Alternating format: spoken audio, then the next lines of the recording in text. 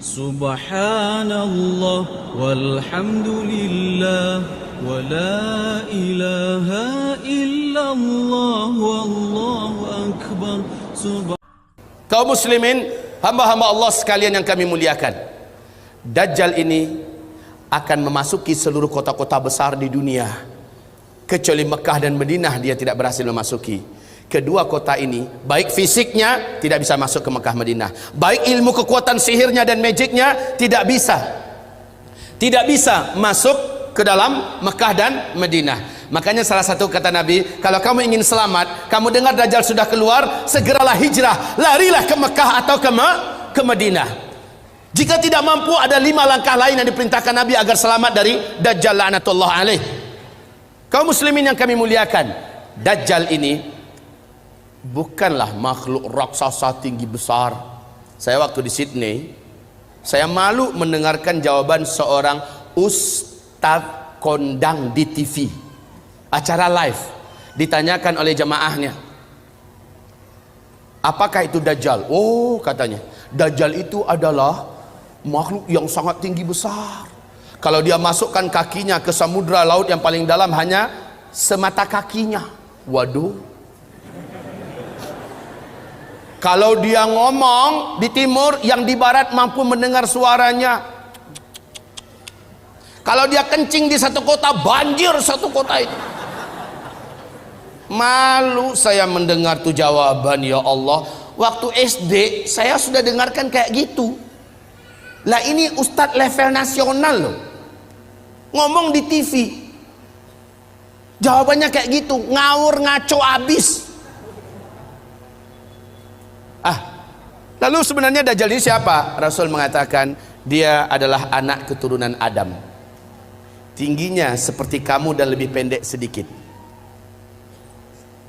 mukanya bulat, kedua bola matanya utuh ada, hanya yang sebelah kanan tertutup oleh lapisan dagingnya yang atas meleleh kemari menutupi, dan bagian tutupan ini lengket ke pipinya, dan ada bergelantungan macam jengger ayam sedikit, kayak dahak orang, maaf ya, kayak orang kumpulkan dahak banyak-banyak lalu disemburkan ke mata orang ini lalu meleleh gitu.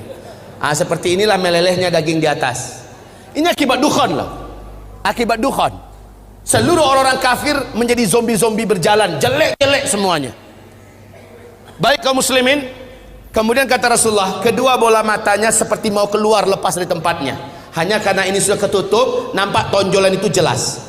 Sementara matanya sebelah kiri sudah hampir lepas dari tempatnya. Warnanya hijau kaca. Warna kulitnya putih kemerah-merahan, putih pucat kemerah-merahan. Bibirnya tebal, rambutnya keribu. Rambutnya keribu. Di sela-sela rambutnya yang keribu muncul rambut-rambut lurus seperti ijuk. Lehernya agak sedikit panjang, lebih panjang daripada kita, sedikit lebih panjang. Bahunya mereng, dadanya bidang, full daging, sekel. Rasulullah mengatakan bila ia berjalan, kamu akan melihat kedua mata kakinya saling berjauhan dan kedua jempol kakinya saling berdekatan. Udah kebayang? Seperti ini.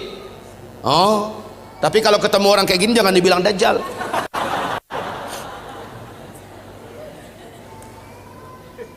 Orang biasa tapi jelek minta ampun, jelek abis.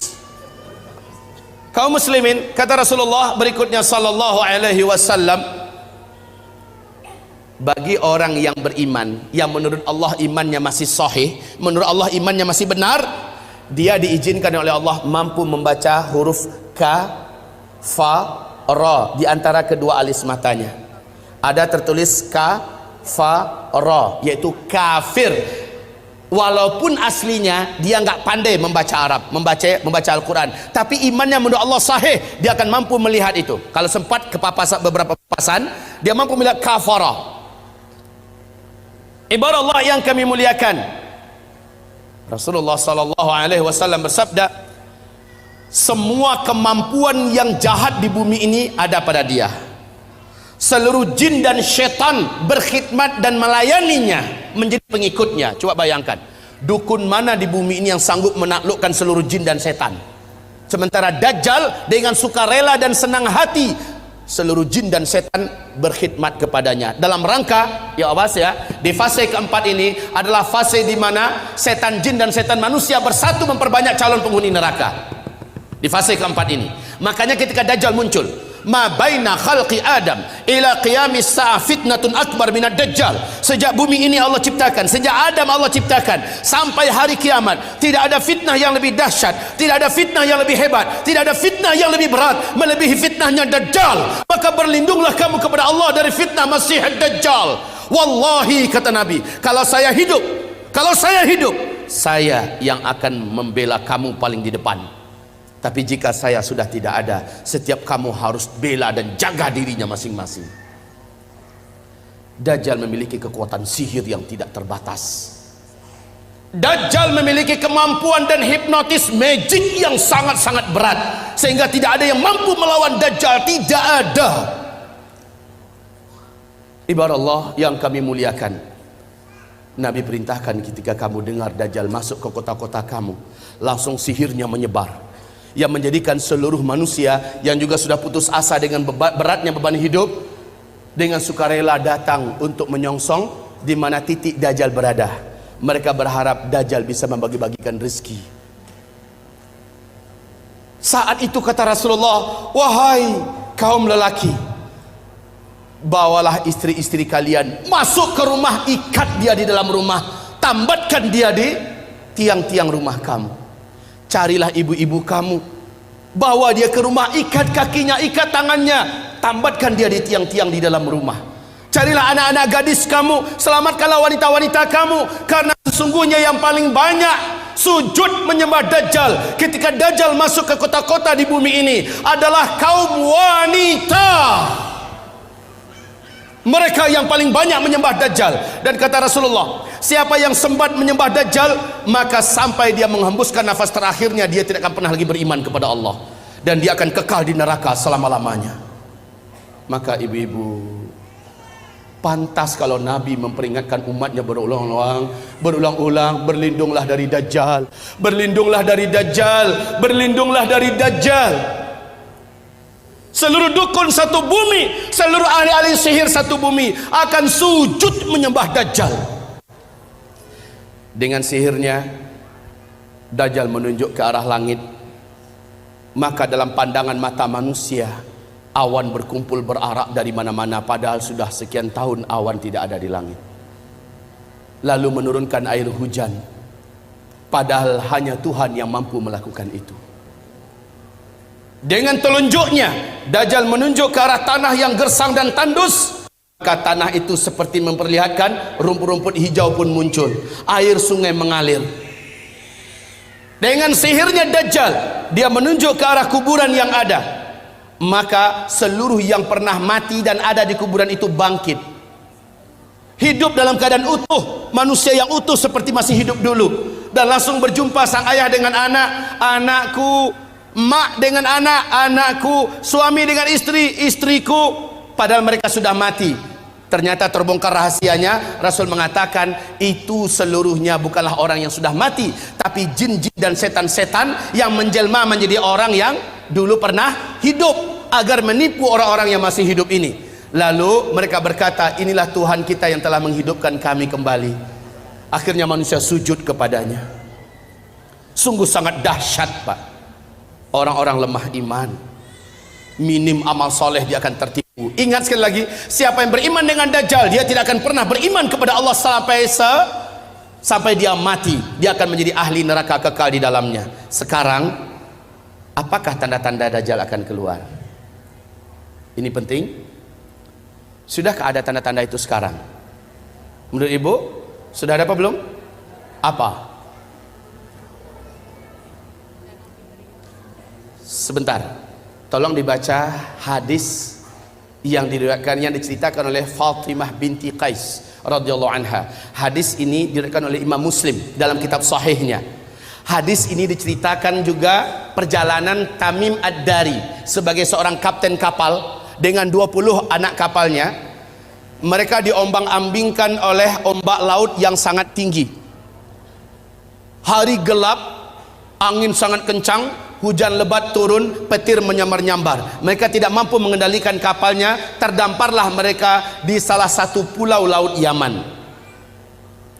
Satu malaman mereka masih stay di atas kapal. Besok ketika matahari terbit, laut sudah tenang, mereka pun turun ke pulau itu. Kemudian mereka masuk ke dalam pulau, berjumpa dengan seekor binatang, yang binatang tersebut tinggi dan besar, berkaki 4, bulunya lebat hitam.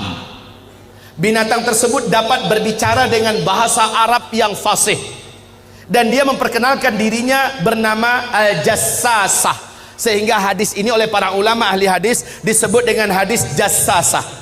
Binatang ini, ibarat yang kami muliakan, memperkenalkan diri. Apa kata Tamim Ad-Dari? Kami ketakutan, kami sangka ini adalah setan wanita yang berwujud binatang ini. Kami takut mau dicelakakannya. Hampir kami lari. Kami dicegat oleh binatang itu. Jangan kalian takut, saya tidak akan mencelakakan kalian. Apakah kalian datang dari Arab? Kami menjawab, iya. Sudah lama saya menanti kedatangan ada yang datang dari Arab. Sesungguhnya seorang lelaki di kuil tua sana sudah sangat lama menanti-nanti kedatangan orang yang datang dari Arab. Dia ingin mendengarkan perkembangan berita terakhir dunia sekarang. Pergilah kalian ke kuil tua itu, jawablah pertanyaan-pertanyaannya. Maka dalam keadaan takut, kata Tamim Ad-Dari, kami lari terbirit-birit meninggalkan binatang ini menuju kuil tua tersebut. Sampai di kuil tua itu, kami terbelalak, mulut menganga melihat pemandangan yang belum pernah kami melihatnya. Seorang lelaki bertubuh gempal, kedua kakinya dirantai dengan rantai yang teramat sangat berat dan besar, rantai besi. Laki-laki ini tergeletak di lantai. Rantai itu bersambung mengikat kedua tangannya. Rantai yang berat besar dari besi. Rantai tersebut menyambung mengikat membelenggu lehernya. Lalu dia berkata, kalian tidak usah takut. Apakah kalian datang dari Arab? Kami menjawab, iya. Sudah lama saya menanti kedatangan kalian. Apakah di Arab sudah muncul seorang lelaki yang ummi, mengaku-ngaku menjadi nabi penutup, namanya Ahmad? Kami menjawab, sudah. Ahmad kan salah satu nama Nabi Muhammad SAW. Sudah dekat. Jika begitu, waktunya sudah dekat. Apakah kalian beriman kepadanya? Tamim Ad-Dari menjawab, sebagian kami ada yang beriman kepadanya, sebagian lagi tidak. Sebaiknya kalian beriman, maka selamatlah kalian. Dia bertanya lagi, dijawab. Dia bertanya, dijawab. Apapun pertanyaannya dijawab. Kemudian pertanyaan yang perlu menjadi catatan kita sebagai tanda dia ini akan keluar. Ternyata dialah Dajjal. Ternyata dia adalah Dajjal. Dia bertanya tentang dua hal. Tentang pohon kurma baisan. Tamim Ad-Dari berkata, apanya ingin kalian tanyakan? Pohon kurma baisan itu hari ini masih berbuah enggak? Tamim Ad-Dari menjawab, sekarang masih, buahnya lebat. Lihat saja, sebentar lagi buahnya akan habis. Dan tak lama setelah itu, saya pun lepas. Dia bertanya tentang Danau Tiberias. Dia bertanya tentang Danau Tiberias. Kemudian dijawab. Mana? Dia bertanya tentang Danau Tiberias. Di manakah Danau Tiberias itu? Tahu? Lihat ini yang ada di lembaran yang ada di bawah.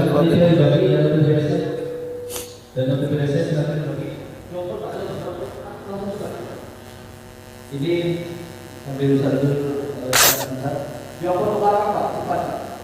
Brosur Danau Tiberias dan kotak itu bisa kita datang ulang supaya ada lebih banyak tahu tentang Tiberias. Yang awal silakan Danau Tiberias. Yang paling panitia brosur Danau Tiberias. Silakan dibagi cepat.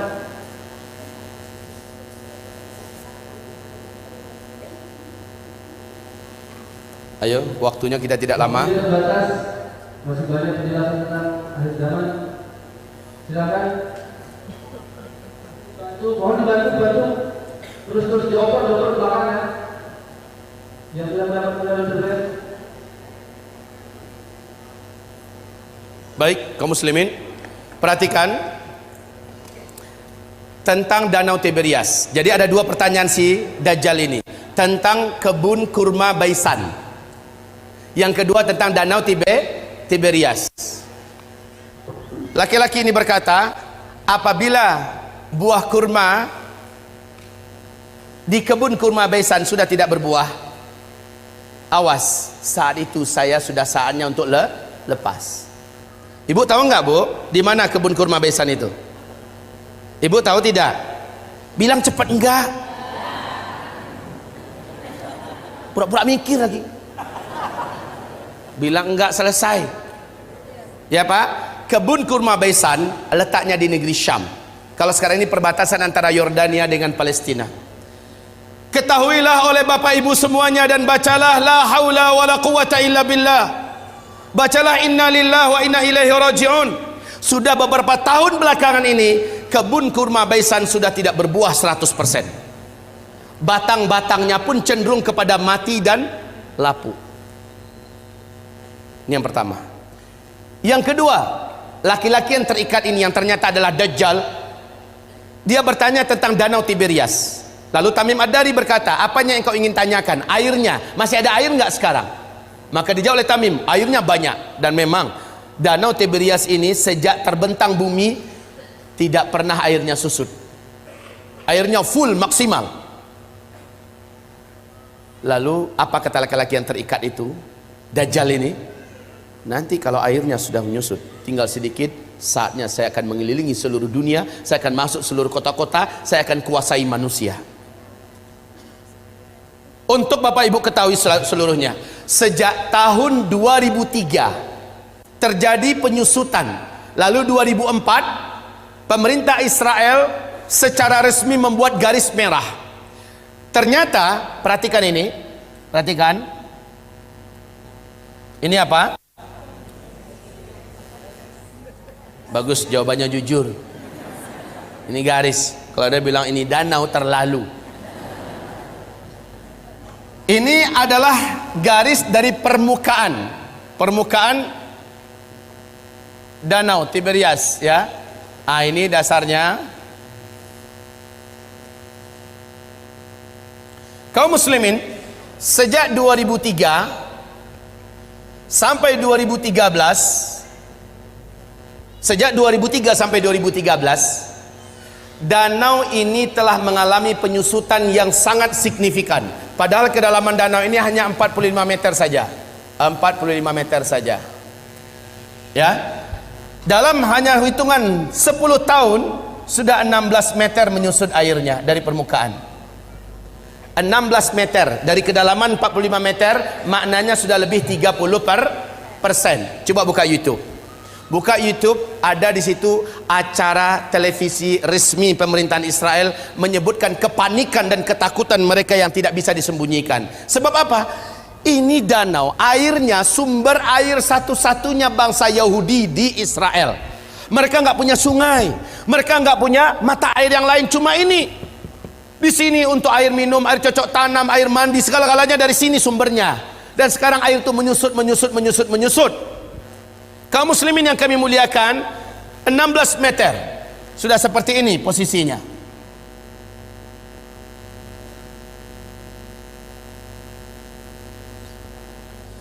Tahun 2015 akhir 2015, bahagian yang paling menonjol dari danau ini sudah muncul seperti pulau-pulau kecil. Kelihatan seperti pulau-pulau kecil di atas permukaan danau.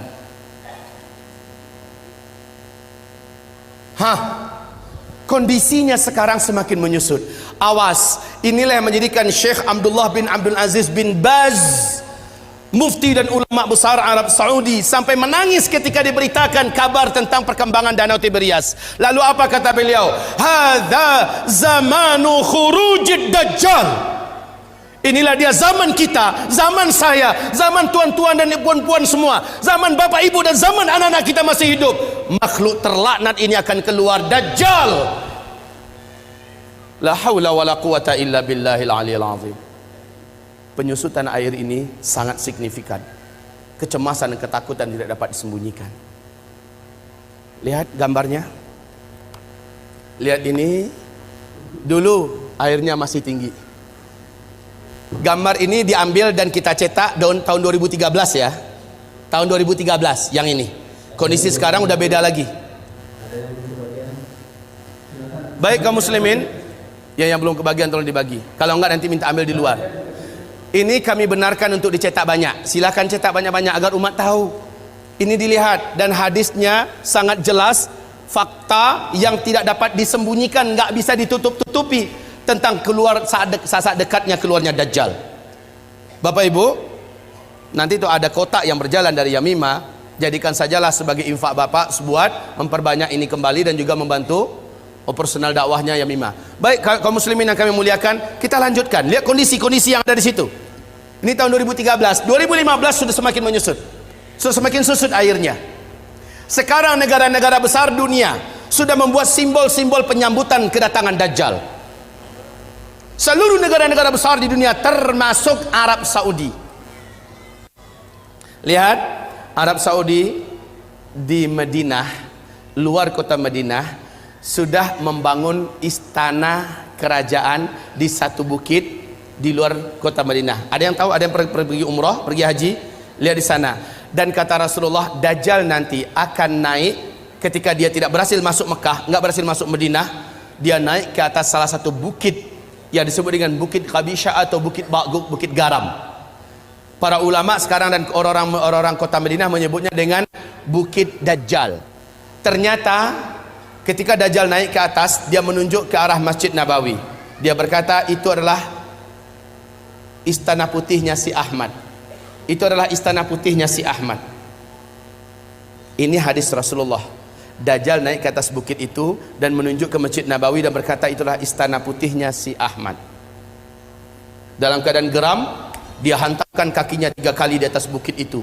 Maka satu kota Madinah gempa. Akhirnya seluruh orang munafik keluar, orang-orang musyrik keluar dari Madinah dan bergabung dengan Dajjal.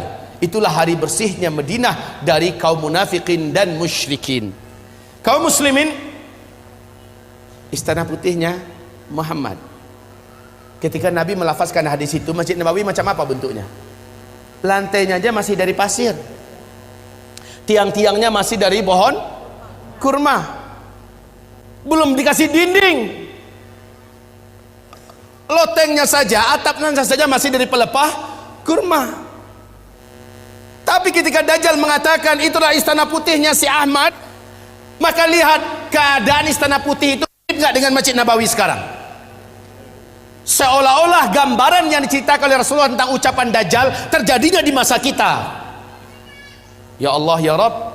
Baik kaum muslimin, selanjutnya Rasul bersabda, lihat nanti di kitab kita, tentang hanya seorang bocah remaja lelaki yang Dajjal tak kuasai. Dajjal tak mampu menaklukkannya.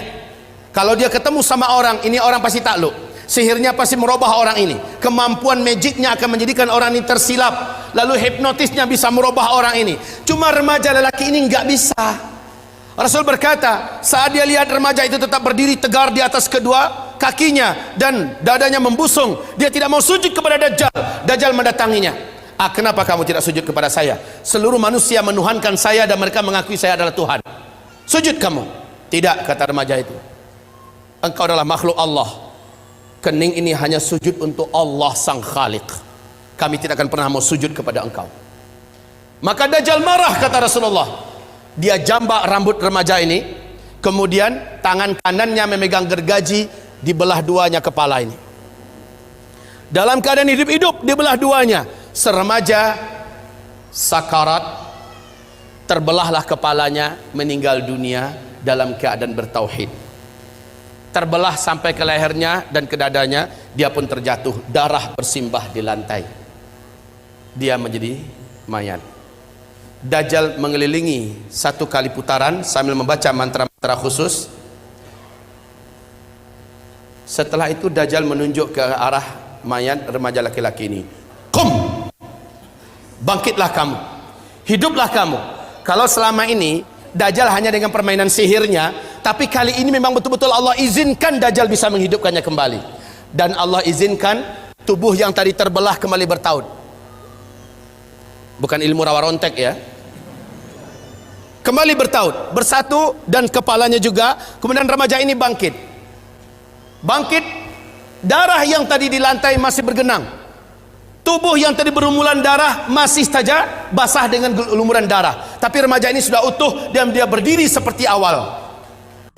Dajjal bertepuk dada dengan sangat bangga memperlihatkan kepada pengikutnya, kalian lihat semua, saya sudah matikan dia dan saya sudah hidupkan di depan mata kalian semua. Makin mantap iman mereka. Sementara si remaja ini lain lagi.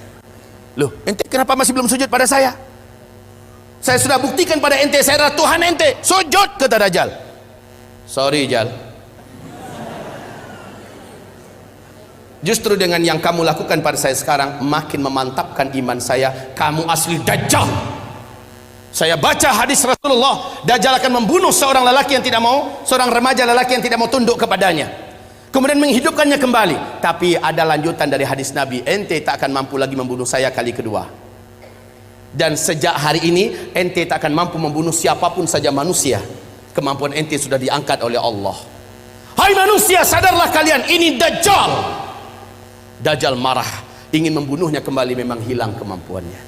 Nah, kaum muslimin, hamba-hamba Allah yang kami muliakan, remaja lelaki dalam ilmu sosial, hitungan remaja itu usianya, ilmu sosial loh ya, belasan tahun Pak. 12, 13, 14, 15, 16. Ada yang berselisih di usia 17. Ini usia remaja dalam hitungan ilmu sosial. Bapak Ibu dengar tidak berita yang mengguncang dunia Arab, sampai seluruh TV-TV Arab memuat berita ini yang masih ada di YouTube. Wawancara eksklusif yang disebarkan di televisi-televisi Arab, yang saya tonton langsung adalah di Qatar TV, bahwa masuk tahun ke-13 sekarang telah lahir seorang bocah atau bayi laki-laki di Palestina. Bayi ini dapat berbicara dengan bahasa Arab Fusha 1 kali, sebaik dia baru saja keluar, baru saja lahir dia berbicara. Habis itu dia normal seperti bayi-bayi pada umumnya. Apa kata bayi laki-laki ini? Berbicara dengan bahasa Arab yang fasih. Dia berkata, tolong terjemahkan kalau ada yang tahu. Ana rajulun sayaqtuluni Dajjal wala yaqtulu ba'di ahadan abada au kama qala. Ada yang bisa menerjemahkan? Hah? Bilang saja enggak ya. Oke, sama-sama kita terjemahkan. Ana apa? Itu bisa. Rajulun, seorang lelaki, sayaqtuluni Dajjal, yang nanti akan dibunuh oleh Dajjal, wala yaqtulu ba'di ahadan abada, setelah saya Dajjal tak sanggup membunuh siapapun saja lagi selama-lamanya. Kemudian dia normal menjadi lelaki, bayi pada umumnya. Jika berita ini betul-betul terjadi, kalau beritanya benar, saya sudah menyaksikan sendiri di TV-TV Arab, pernah di YouTube juga masih ada disimpan, filenya masih bisa kita tonton Pak ya. Cuma jika berita ini benar, semakin menguatkan bahwa Dajjal memang sudah saatnya keluar. Yang sangat menakjubkan, Dajjal nanti akan keluar, kata Rasulullah SAW, di tengah-tengah kaum Yahudi Asbahan. Asbahan ini di mana? Iran. Asbahan ini adalah Iran.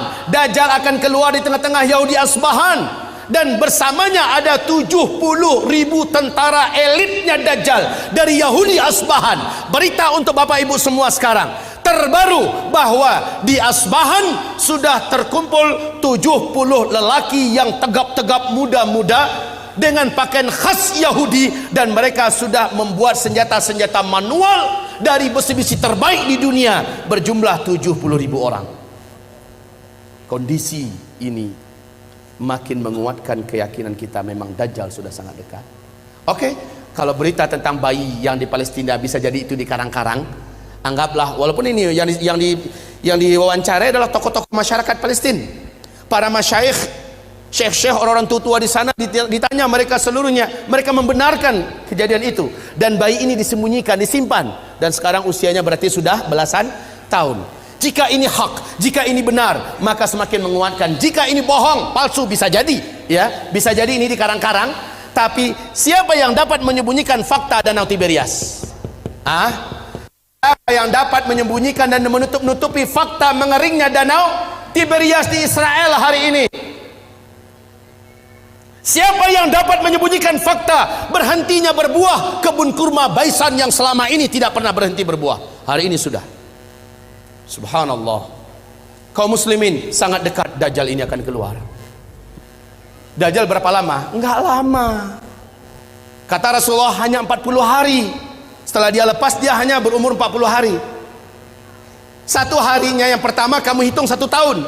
Satu hari kedua kamu hitung 1 bulan. Satu hari ketiga kamu hitung 1 minggu. Hari-hari yang tersisa yaitu 37 sama dengan hari-hari kamu biasa. Maka kalau di total setahun 2 bulan 2 minggu saja Dajjal pun habis. Siapa yang